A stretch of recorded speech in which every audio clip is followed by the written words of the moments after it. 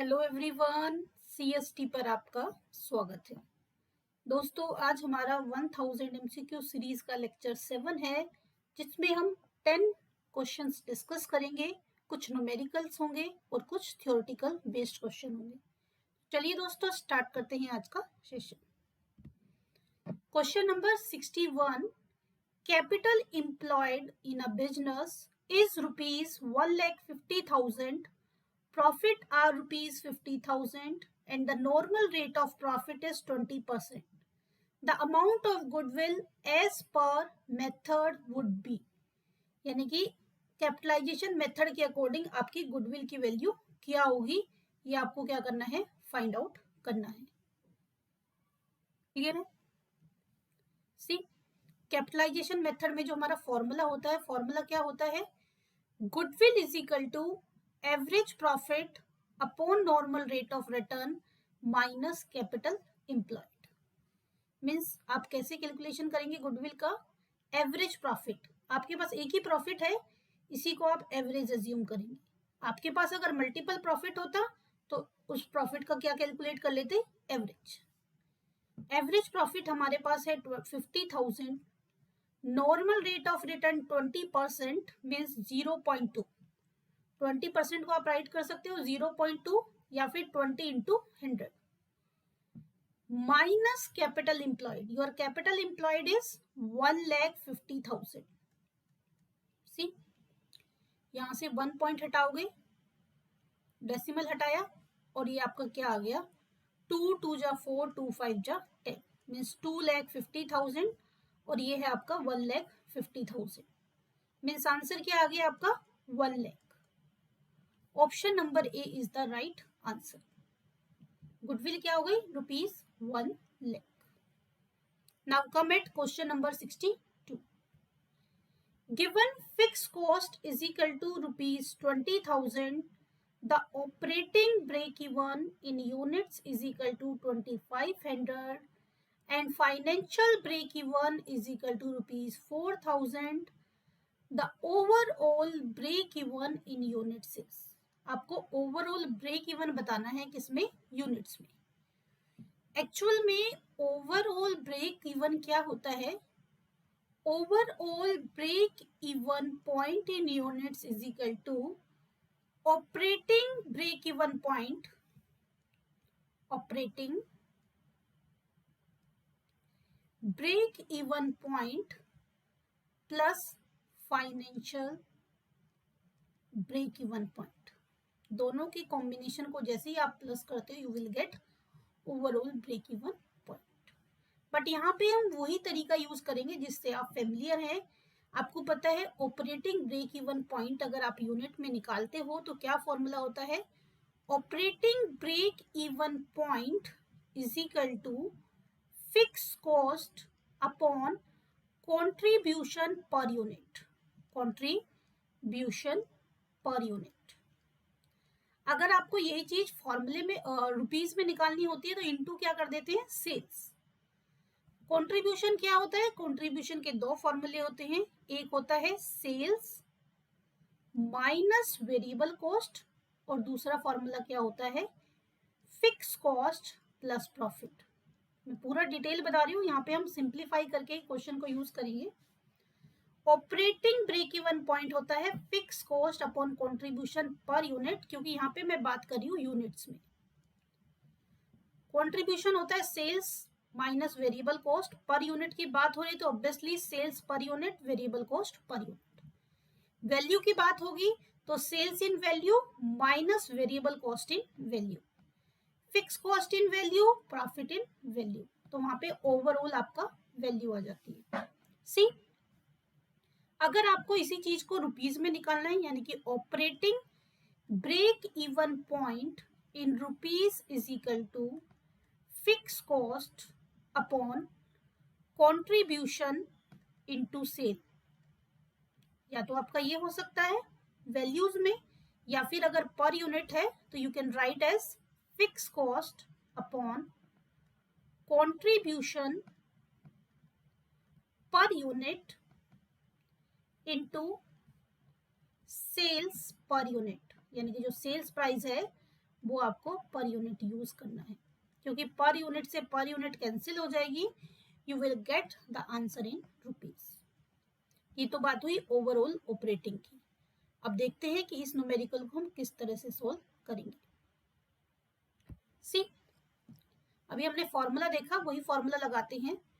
Operating break even point means 2500 is equal to fix cost upon contribution per unit. Contribution per unit, यहाँ पे कुछ नहीं है, 1 लगा लेंगे, क्रॉस कट कर लीजिए, 20 से 20, 25 8 जा 200, क्रॉस करके सोल्व करोगे, contribution per unit is equal to ₹8। Then financial की बात आती है। फाइनेंशियल कुछ नहीं है, जैसे आप डिजायर प्रॉफिट के लिए कैलकुलेशन करते थे उसी तरह से आपको कैलकुलेशन करनी है। क्या करते थे आप डिजायर प्रॉफिट के लिए? Break even point for desire profit, ये वही क्वेश्चन है थोड़ा सा ट्विस्ट करके। फॉर्मूला क्या हो जाता था? Break even point in units is equal to fix cost plus desire profit upon contribution per unit. तो यहाँ पे फिक्स कॉस्ट आपकी कितनी है? 20,000। फाइनेंशियल ब्रेक इवन पॉइंट यानी कि डिजायर प्रॉफिट कितना है? 4,000 divided by contribution per unit, अभी हमने कैलकुलेट किया 8, क्या हो गया? 24,000 डिवाइडेड बाय 8, 8 3 जा 24, means option number A is the right answer. Clear? Means financial break even point is nothing but the desire profit. उसकी तरह ट्रीट करके आप कैलकुलेशन इस न्यूमेरिकल की कर सकते हैं, आपको अलग से कोई स्पेसिफिक फार्मूला लगाने की नीड नहीं है। Now come at question number 63। When net profit is ₹44,000 and profit on sale of fixed assets is ₹4,000, what is fund from operation? इसके लिए आपको फंड फ्रॉम ऑपरेशन का फॉर्मेट पता होना चाहिए कि फंड फ्रॉम ऑपरेशन में क्या फॉर्मूला यूज करते हैं। फंड फ्रॉम ऑपरेशन का क्या क्राइटेरिया होता है? Net profit after tax for the year, add non operating expenses, यानी कि ऐसी एक्सपेंसेस जो बिजनेस से के ऑपरेशन से रिलेटेड नहीं है उन सबको ऐड कर देते हैं, and than less non operating income, non operating income को लेस कर देते हैं और इसको सोल्व करते हैं, you will gate net fund from operation. अब यहाँ पे है profit on sale of fix asset, it means ये क्या है? नॉन ऑपरेटिंग इनकम है और आपको फंड फ्लो ऑपरेशन निकालना है। तो 44,000 में से 4,000 लेस करोगे, you will get 4,000 as a fund from operation. Means यहाँ पे भी क्या करेक्ट हो जाएगा? Option number A. क्लियर? तो आपको फॉर्मेट पता है तो इजीली आप कैलकुलेशन कर पाएंगे। नाउ क्वेश्चन नंबर 64, उसके लिए भी आपको ये सोर्स और एप्लीकेशन का फॉर्मेट पता होना चाहिए, तभी आप आंसर कर पाएंगे। सी, when total source of fund are ₹1,25,000 and total application of funds are ₹1,50,000, the result will be, source है 1,25,000, एप्लीकेशन है 1,50,000, यानी कि जो शॉर्टफॉल है वो कहाँ पर है? शॉर्टफॉल आपका जो शॉर्ट है वो है सोर्स में। सोर्स में जो शॉर्ट होता है मोस्टली जो बैलेंसिंग फिगर होती है, या तो वो होती है फंड फ्रॉम ऑपरेशन या फिर होती है decrease in working capital. Application में जो शॉर्ट्स है या तो वो होगा लॉस फ्रॉम ऑपरेशन या फिर होता है इंक्रीज इन वर्किंग कैपिटल। अब देखिए आपको सारे ऑप्शन वर्किंग कैपिटल के दिए हुए हैं और शॉर्ट है सोर्स, तो सोर्स अगर शॉर्ट है तो वर्किंग कैपिटल कैसी है? Decrease. Net decrease in working capital, net decrease in working capital, no effect in working capital, none of above. तो अब अगर आपको फॉर्मेट पता है इजीली आप बता सकते हैं क्या आंसर होगा? ऑप्शन नंबर बी, क्योंकि अगर सोर्स शॉर्ट है तो या तो वो फंड फ्रॉम ऑपरेशन होगा या डिक्रीज इन वर्किंग कैपिटल। तो हमारे पास net decrease in working capital वाला ऑप्शन है, तो हम इसी की तरफ जाएंगे। Question number 65, the comparison of net profit with the sale of the same year. अगर सेम ईयर के नेट प्रॉफिट को सेम ईयर की सेल से कंपैरिजन करते हैं तो वो किस तरह का कंपैरिजन है, हॉरिजॉन्टल है, वर्टिकल है, इलिप्टिकल है या मल्टी डायमेंशनल है। सेम ईयर का जो कंपैरिजन होता है वो क्या होता है, horizontal. Next question number 66, heavy initial expenditure on advertising the launch of a new product should be classified as। नया प्रोडक्ट लॉन्च किया है और उसके एडवर्टाइजमेंट पे हैवी एक्सपेंडिचर किया है तो वो हैवी एक्सपेंडिचर क्या होगा, वो हैवी एक्सपेंडिचर होता है deferred revenue expenditure. Option number D is the right answer. बाकी को भी एक्सप्लेन कर देती हूँ। कैपिटल एक्सपेंडिचर वो एक्सपेंडिचर होते हैं जो नॉन रिकरिंग नेचर के होते हैं, नॉन रिपीटेड और रिकरिंग नेचर, यानी कि आप एक बार एक्सपेंडिचर करते हो और उसका फायदा लंबे पीरियड तक उठाते हो। For example purchase of fix asset, एक एग्जांपल दे रही हूं ताकि आपको क्लियर हो जाए। परचेज ऑफ फिक्स एसेट क्या है आपका ये कैपिटल एक्सपेंडिचर है। रेवेन्यू एक्सपेंडिचर वो एक्सपेंडिचर होते हैं जो रिकरिंग नेचर के होते हैं, रिपीटेड नेचर के जो एक्सपेंडिचर होते हैं। रिपीटेड नेचर के एक्सपेंडिचर आप वेजेस पे कर रहे हो, आप सैलरी पे कर रहे हो, आप रेंट पे कर रहे हो, आपकी कंपनी इंटरेस्ट पे कर रही है, और भी बहुत सारे ऑपरेशन के एक्सपेंडिचर हो सकते हैं। स्टेशनरी के लिए पे कर रही है, एडवर्टाइजमेंट के लिए पे कर रही है, लीगल चार्जेस पे कर रही है। There are lots of other expenditure जो कि बार बार बिजनेस में होते हैं, तो वो कैसे हैं, रेवेन्यू एक्सपेंडिचर। लॉस आप सब जानते हैं कि कोई भी चीज हम सोल्ड आउट करते हैं या फिर कोई भी ट्रांजेक्शन करते हैं और जो आपका कॉस्ट प्राइस और सेलिंग प्राइस का डिफरेंस है उस पर हम मैच करते हैं। अगर कॉस्ट प्राइस आपका सेलिंग प्राइस से ज्यादा होता है तो क्या होता है, लॉस। यानी कि if your CP is greater than SP तो क्या सिचुएशन होती है, लॉस। और अगर SP is greater than CP तो क्या होता है, प्रॉफिट। डेफर्ड रेवेन्यू एक्सपेंडिचर वो एक्सपेंडिचर होते हैं जो हम एक बार लमसम में कर देते हैं, यानी कि ये भी एक तरह से कैपिटल एक्सपेंडिचर की तरह होते हैं, बट इनमें और कैपिटल एक्सपेंडिचर में डिफरेंस ये होता है कि इन एक्सपेंडिचर यहाँ पे तो हमने एसेट खरीदी और उसका लंबे पीरियड तक यूज किया, रोज रोज एसेट नहीं खरीद रहे। पर डेफर्ड एक्सपेंडिचर आपने एक बार एंकर्ड किए और आपके बिजनेस को लंबे पीरियड तक इसका एडवांटेज हुआ। लाइक एडवर्टाइजमेंट, जो हैवी एडवर्टाइजमेंट, जैसे नया प्रोडक्ट लॉन्च किया है तो उसका जो एडवर्टाइजमेंट एक्सपेंडिचर है वो है डेफर्ड। प्रिमिलरी एक्सपेंसेस, ऐसे एक्सपेंसेस जो बिजनेस के इनिशियल स्टेज पे किए जाते हैं, तो रोज रोज नहीं किए जाते, हैवी एक्सपेंडिचर होते हैं। Discount on issue, discount on issue किसी के ऊपर भी हो सकता है, discount on issue of share, discount on issue of debenture and so on, lots of other expenditures are treated like this. तो इन एक्सपेंडिचर को आप एक बार एंकर्ड करते हो और फिर धीरे धीरे इनको क्या करते हो, राइट ऑफ करते हो। एक साल, जिस साल ये एक्सपेंडिचर एंकर्ड होते हैं उसी ईयर में इन एक्सपेंडिचर को पूरा का पूरा प्रॉफिट एंड लॉस में शो नहीं किया जाता, इनको slowly slowly profit and loss से चार्ज किया जाता है, राइट ऑफ किया जाता है। और जितना पोर्शन राइट ऑफ करते हैं उसको प्रॉफिट एंड लॉस में शो करते हैं डेबिट साइड, और जो बैलेंस बच जाता है वो बैलेंस शीट में एसेट साइड यूज करते हैं, डेफर्ड रेवेन्यू एक्सपेंडिचर के बैलेंसिंग फिगर को। कहाँ पे, बैलेंस शीट की asset side. For example suppose expenditure किया 10 लाख का एडवर्टाइजमेंट पे, हम ले लेते हैं, हमारा क्वेश्चन एडवर्टाइजमेंट से रिलेटेड है। 10 लाख का एक्सपेंडिचर किया एडवर्टाइजमेंट के ऊपर, न्यू प्रोडक्ट के प्रमोशन के ऊपर, और ये डिसीजन लिया गया कि इस एक्सपेंडिचर को हम 10 ईयर में राइट ऑफ करेंगे, यानी कि सारा एक्सपेंडिचर एक साथ प्रॉफिट से राइट ऑफ नहीं किया जाएगा, 10 ईयर इसके लिए यूज होंगे। 10 लाख है, 10 ईयर में राइट ऑफ करना है, यानी कि ईच ईयर कितना राइट ऑफ होगा, 1 लाख। सपोज ये एक्सपेंडिचर इस साल किया गया है 2019-20 में, ठीक है, 1920 फाइनेंशियल ईयर में किया गया है ये। तो अगर आप प्रॉफिट एंड लॉस बनाओगे 1920 का, तो इसमें आप जो चार्ज करोगे वो कितना चार्ज करोगे, 1 लाख।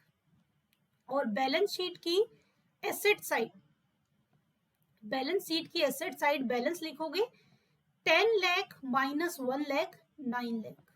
आई होप आपको क्लियर हो गया।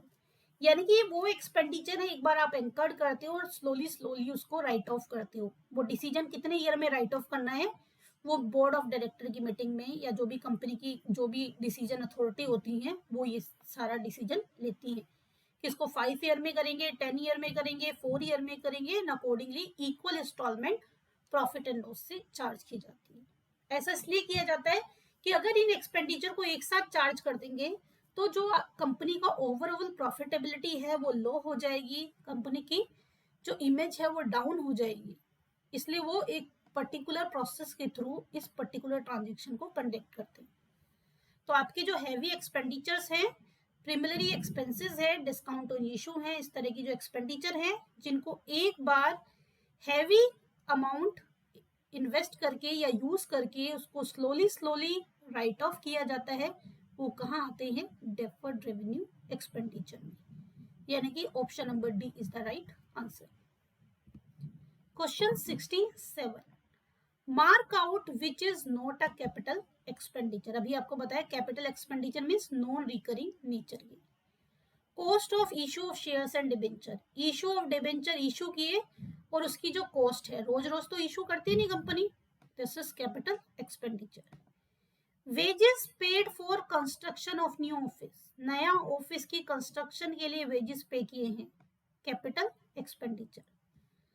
Purchase of new spark plug, repair के लिए पे नहीं कर रहे, न्यू परचेज किया है, कैपिटल।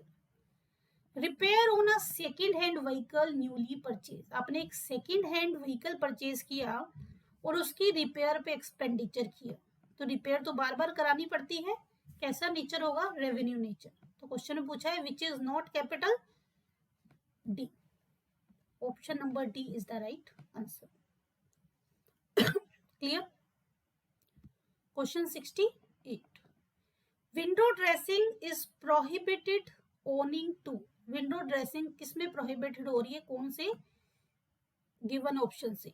कन्वेंशन ऑफ डिस्क्लोजर का मतलब क्या होता है, सारी चीजें शो करनी होती है, हर चीज आपको डिस्क्लोज करनी है, कोई भी ट्रांजेक्शन राइट कर रहे हो उसका supporting document, invoice, purchase slip, कुछ ना कुछ आपके पास होना चाहिए। कन्वेंशन ऑफ मेटरलिटी का मतलब है बुक्स ऑफ अकाउंट में वही चीजें रिकॉर्ड करनी चाहिए जो बिजनेस के लिए मैटर करती हैं, इन मटेरियल चीजों को आपने उसमें रिकॉर्ड नहीं करना है। कन्वेंशन ऑफ कंजर्वेटिज्म होता है कि फ्यूचर के एक्सपेक्टेड लॉसेस और एक्सपेंडिचर को कंसीडर करो, प्रॉफिट और गेन को कंसीडर करो या नहीं करो, मीन्स आपको सारे एक्सपेक्टेड लॉसेस और एक्सपेंडिचर को कंसीडर करके एस्टिमेट करके ऐड करके चलना है for safety point of view. देखिए आपके पास अगर 10 लाख रुपीज हैं और 20 लाख का एक्सपेंडिचर आ गया तो आपको 10 लाख रुपीज अरेंज करने पड़ेंगे, इट टेक्स टाइम, बिजनेस के लिए हिंड्रेंस क्रिएट करेगा। आपको एक्सपेक्टेड था 5 लाख का प्रॉफिट होना है और हो गया 8 लाख का प्रॉफिट, तो कोई दिक्कत नहीं है, जब आपके पास मनी आएगी you can decide about the investment और the use of this extra money. तो फ्यूचर में अनएक्सपेक्टेड गेन हो जाता है, कोई दिक्कत नहीं है, अनएक्सपेक्टेड लॉसेस और एक्सपेंडिचर नहीं होने चाहिए, तो उसकी प्रिपरेशन पहले से करके चलते हैं बिकॉज ऑफ कंजर्वेटिज्म और प्रूडेंस प्रिंसिपल। एक्रूवल कंसेप्ट क्या होता है, accrual concept means transactions are recorded on the basis of accrual means due base.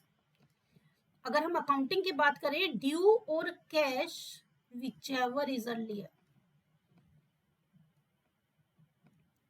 जो भी पहले होता है उसी से रिकॉर्ड कर देते हैं। एक्रूवल का मतलब है बुक्स ऑफ अकाउंट में जैसे ही ट्रांजेक्शन ड्यू होती है उसकी रिकॉर्डिंग हो जाती है, चाहे उसके लिए मनी मिली है या नहीं मिली है। तो विंडो ड्रेसिंग किससे प्रोहिबिटेड होती है, कन्वेंशन ऑफ डिस्क्लोजर से। विंडो ड्रेसिंग क्या है, जो चोरी करते हैं, मैनिपुलेट करते हैं डेटा को, उसको काफी हद तक सेव करता है डिस्क्लोजर। बाकी देखिए ह्यूमन है मैनेज करने वाला, वो हर तरह से चीजों को मैनेज कर लेता है। थ्योरेटिकल बैकग्राउंड पे अगर बात करें, कन्वेंशन ऑफ डिस्क्लोजर, पूरी तरह से कोई चीज किसी चीज को नहीं रोक पाती है। Question number 69, an entry of rupees 840 being debited to Surbhi's account as 480, 840 की जगह 480 राइट कर दिया गया, would be an error of principal, commission, omission, negligible significance। C principal जो एरर होते हैं, प्रिंसिपल एरर वो होते हैं कि किसी चीज को करना था, अब बीइंग डेबिटेड टू, अब इसमें तो ये तो पता नहीं चल रहा इसको क्या करना है, पूरी ट्रांजेक्शन गिवन नहीं है। प्रिंसिपल का मतलब है किसी एंट्री को करना था डेबिट, कर दिया क्रेडिट, किसी एंट्री को करना था क्रेडिट, कर दिया डेबिट, एरर ऑफ प्रिंसिपल, यानी कि आपने प्रिंसिपल फॉलो नहीं किया अकाउंट के। Debit what comes in, credit what goes out, real के लिए, पर्सनल के लिए debit the receiver, credit the giver, nominal के लिए debit all expenses and losses, credit all incomes and gains. तो आपने जो रूल रेगुलेशन होते हैं अकाउंटिंग के वो फॉलो नहीं किए, error of principle. Error of commission means amount गलत लिख दिया, जो कि हमारे क्वेश्चन में भी हुआ है, लिखना था 840 लिख दिया 480। अगर अमाउंट की गलती करते हैं तो उसको क्या कहते हैं, error of commission. Error of omission, भूल की गलती, यानी कि ट्रांजेक्शन क्या हो गई, लिखना ही भूल गए, error of omission. Negligible significance means उससे कोई इंपैक्ट नहीं पड़ा ट्रांजेक्शन पर, ठीक है। और आपका जो ओमिशन एरर होता है, इसका अगर आप ओमिट कर दिया है दोनों पार्ट, यानी कि डेबिट और क्रेडिट दोनों पार्ट आपने नहीं लिखा, तो ट्राई बैलेंस की जो मैचिंग है, यानी कि क्रेडिट डेबिट साइड इक्वल होती हैं, उस पर भी इंपैक्ट नहीं पड़ता, क्योंकि आपने पूरी ट्रांजेक्शन ही ओमिट कर दी है।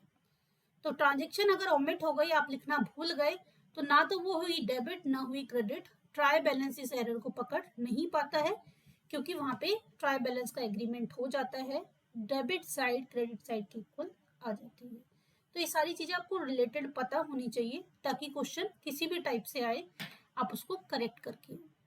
नाउ आज की क्लास का last question, question number 70, given net asset of a business on January 1 are rupees 40,000 and on January 31st rupees 8,000, find the net income for January। सी वैसे हम कैसे निकालते हैं, हमारा नॉर्मल फंडा होता है ओपनिंग कैपिटल चाहिए होता है, आपको क्लोजिंग कैपिटल चाहिए होता है, हमें ड्राइंग्स चाहिए होता है, कोई भी एक्सपेंसेस है वो हमें चाहिए होती हैं, और इनकम चाहिए होती है अगर आपको कैलकुलेशन करनी है। कैलकुलेशन कैसे करते हैं, closing capital minus opening capital plus drawings plus expenses minus additional capital, अगर कोई है तो एडिशनल कैपिटल, ठीक है। यानी कि क्लोजिंग कैपिटल में से ओपनिंग लेस करते हैं, ड्राइंग ऐड करते हैं, एक्सपेंसेस ऐड करते हैं, किसी भी टाइप का कोई लॉस है उसको ऐड करते हैं, एडिशनल कैपिटल को लेस करते हैं, तो आपके पास जो बैलेंसिंग फिगर होती है वो होती है इनकम। क्योंकि क्लोजिंग कैपिटल लाने का तरीका क्या है, opening capital less drawings minus expenses plus income plus additional capital अगर है तो, तब क्लोजिंग आती है। तो यहाँ से अगर इनकम निकालना है तो इसको रिवर्स कर देते हैं और ये फॉर्मूला बनता है। बट हमारे क्वेश्चन में सिर्फ कंफ्यूजन क्रिएट की हुई है, बाकी कुछ गिवन नहीं है। तो अगर आपको नेट एसेट गिवन है तो जो क्लोजिंग नेट एसेट होंगी वो ही आपकी उस पर्टिकुलर ड्यूरेशन का क्या होगा, प्रॉफिट होगा। यानी कि यहाँ पे प्रॉफिट हमारा क्या हो जाएगा, 8,000। क्लोजिंग नेट एसेट है 8,000, तो आपका 8,000 टी क्या हो जाएगा, profit. Option number B is the right answer. Clear है। तो ये थे दोस्तों आज के 10 क्वेश्चन।